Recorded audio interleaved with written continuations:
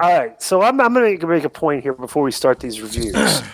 I tweeted, and I'll be honest with you, this is a road to WrestleMania, and usually the content in wrestling improves in the road to WrestleMania. All the shows across the board, I mean, 3-4 months ago, I didn't mind watching these shows, and it's like I have to watch all these shows now. It's like I have to watch them, and it's not like I don't have the storylines are kind of lame on AEW, WWE, all the shows across the board. There's nothing really I'm looking forward to when I'm watching any of these shows. So let's get right. And it showed this week again because I think it's a perfect example of if you look at the ratings of this show, the past like 2 months, it's just every week it's just up and down and up and down and up and down. And bro, they had their largest. They tweet every time they do a good number. They always tweet and brag, right? So they tweeted they had their biggest number since September last week, right? And to me, the show wasn't very good. And it's kind of boring. It's like there's not a lot of stuff going on. This week it was down to 886,000. They lost 24% of their audience from the week before. And they'll probably get maybe Raw? back. No, this is AEW. Oh, is that who we were talking about right now? AEW? Yeah, we're talking about AEW? No, they did. Yeah, they fell really bad. And you watch the show, it is just as flat. Last week's show, even though more people watched it, it was kind of flat. There wasn't like a thread coming into this week. Hey, I got to watch it this week. What am I missing? It was just, bro, they're not doing any. There's no episodic storytelling on the show that Well, they had the Inner Circle coming into this week, and that's about. But I mean, that's about it. With all these other storylines are. Punk and MJF are still going at it after being this 10-week angle that they've been doing, something. So it's like, all right, let's get into it here. So the show starts off with CM Punk sitting cross-legged in the middle of the ring. He said, if you don't know the whole thing here, he said if you did, his name is what now? Somebody's echo. Mic is terrible, by the way. I don't hear anything. Punk called himself straight edge, drug-free, alcohol-free, and he's better than you. He said if those words sound familiar, it's because he first spoke them 20 years ago and became the foundation of his career.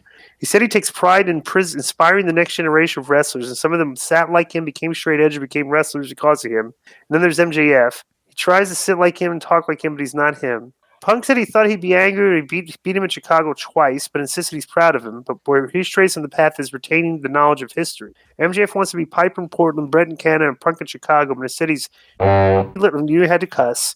Little Max from Long Island.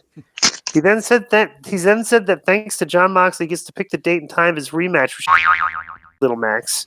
Why is that, by the way? Because they won the match last week. Him and Moxley won, so he got to pick the stipulation. So Punk said it will be after sundown in Orlando on March 6th. He said he thought about putting Max in a cage so he couldn't run from his lessons anymore. And he also thought about Piper in Portland, how Max wanted to be tied to Piper so badly. Punk reflected on how he learned more from the matches he lost and the matches he won. He said without a Valentine and asked Max if he wanted to be his. He then produced a dog collar from a match in front of him and said Piper had his dog collar match, they would have theirs. Punk called Max. MJF walked out on the stage, and Punk showed him the photo that MJF took with Punk when he was a kid. Said it was a huge day in MJF's life, but to him it was a Friday. He told MJF that Sunday, March 6th would be the worst day of his life, and the mat wouldn't be stained with Max's spray tan. It would be stained with his blood. MJF had teased the response, then threw the microphone down and walked away. I mean, bro, let me tell you something. These guys, this is such like a nerdy angle. It's like they're really selling like a match from 40 years ago. The dog collar match with Roddy Piper, like anybody watching this would like give a about that, like this kind of like an unnecessary likeness. Hey, we're gonna do Piper versus Valentine dog collar. It's like they're sounding like they're cosplaying old school wrestling to me. I mean, that's what it comes across as. I'm not. This angle should be over. MJF he beat Punk in Chicago. He needs to move on. And I think they're just going to give Punk his win back. They're going to give him his win back. Exactly. I'm not happy. I don't like this. I'm bored with it already. I know they're just going to have this dog collar match. It's going to be like 40 minutes. They're going to bleed all over the place, and it's like I don't care who wins it.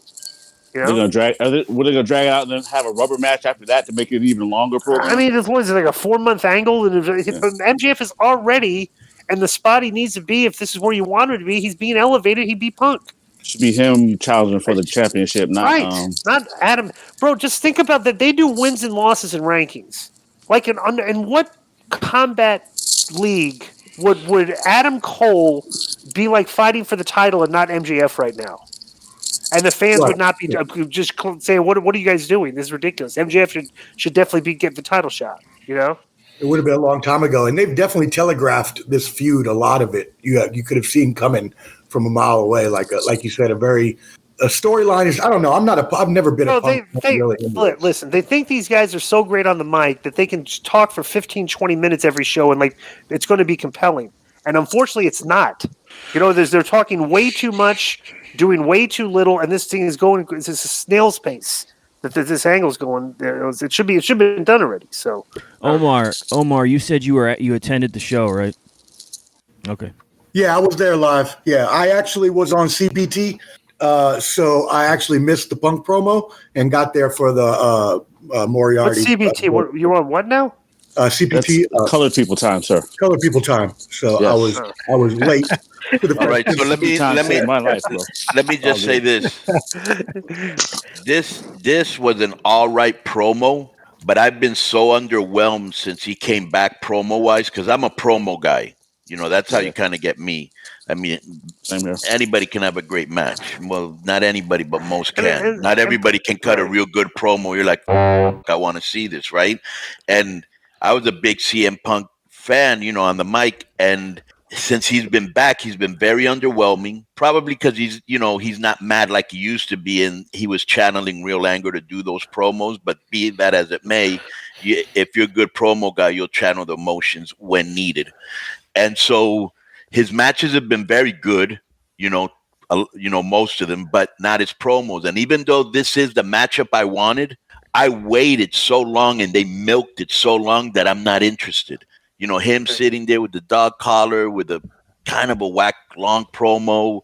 And I'm like, what's going on here, dude? Not too long ago, he was happy because he was holding his scarf. Remember? Yeah. And I was like, and then we showed it. And this week, to get back at him, he showed him a picture that when he was a kid of him. Yeah, I'm like, it's really because this is like it's all very childish to me, kind of.